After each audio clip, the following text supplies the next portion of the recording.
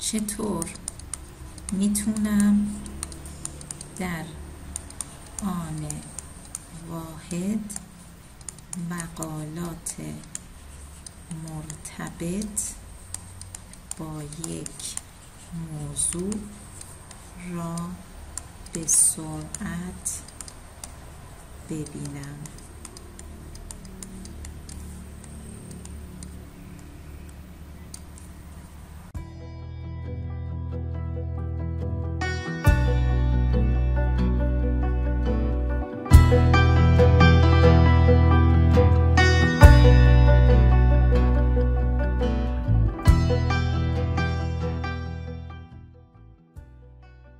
ابتدا وارد صفحه کروم وب استور میشیم و در قسمت سرچ کلمه ریسرچر رو تایپ میکنیم.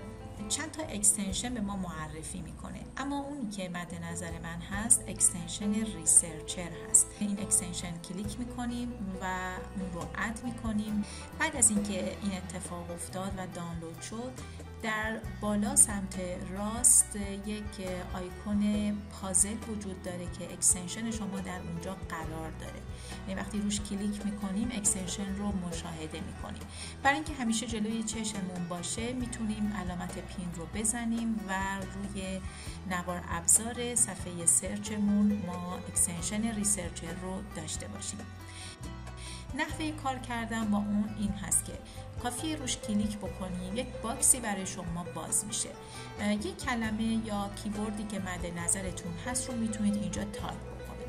برای مثال من اینجا سرچ میکنم Health Education in Pandemic. احتمالاً بدون منظور من پاندمیک کووید 19 هست و سرچ رو میزنم. مشاهده می‌فرمایید که تعداد مقالات متعددی رو که همه در همین حوزه هستن رو با یک سرچ ساده به شما میده.